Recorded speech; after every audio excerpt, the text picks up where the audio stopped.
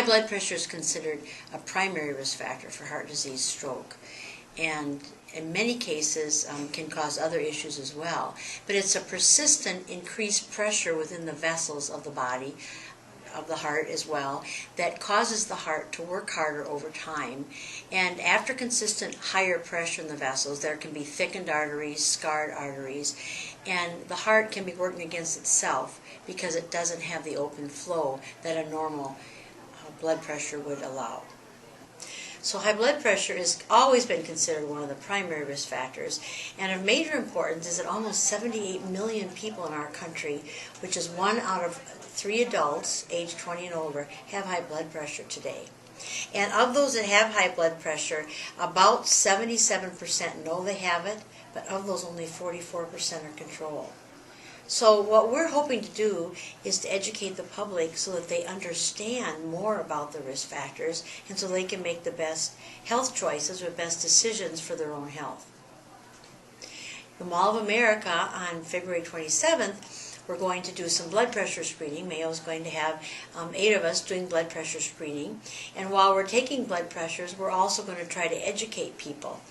And we do have some tools we're going to hand out. Our major teaching tool here at Mayo is Steps to Heart Health for heart patients. But we're taking that chapter on risk factors, and we're going to give this to participants, showing them all of the risk factors, those that they can control and those that they can't.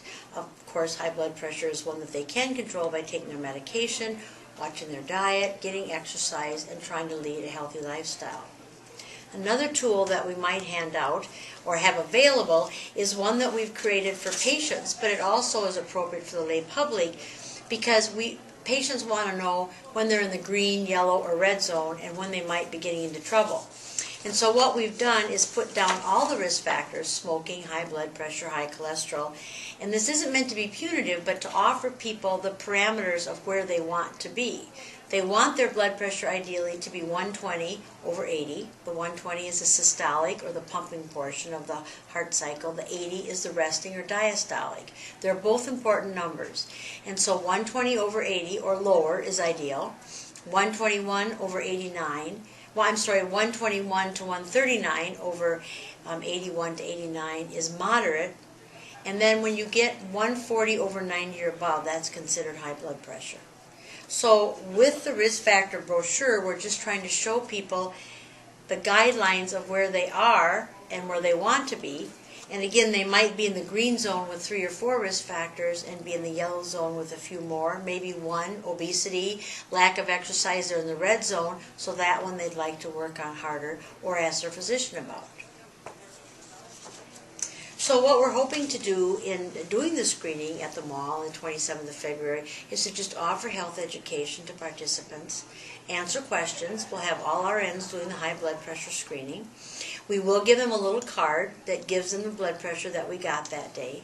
And another thing that's really important for people to know is that high blood pressure is not prescribed on just one reading. Here with our patients at the clinic, if you've gone in for a physical recently, not only here but other places, the physician has a machine that might take your blood pressure 4 or 5 times and then average all of those, and that would be your blood pressure. Again, they'd wait probably 2 or 3 weeks, 3 or 4 weeks, do it again, and depending on what the blood pressure consistently is, would decide if a person really was having high blood pressure, hypertension. So it can be treated.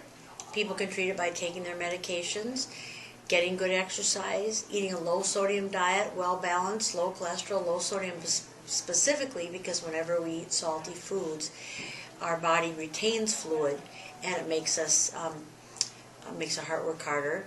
Some people who have heart conditions get more swelling because there's a lot of extra fluid with nowhere to go.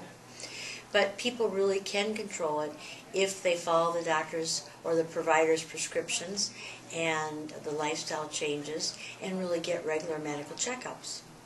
People do not realize with heart disease that they really have a major part in controlling the risk factors, and that in fact if they do reduce risk factors, they can lead much healthier lives. Heart disease is a chronic illness, and that's not meant to be bad news. It just means that we have to be aware of our health and take care of ourselves. And many times patients will say, I feel healthier than I've ever been because now I know what to do to be healthier, and I'm doing it.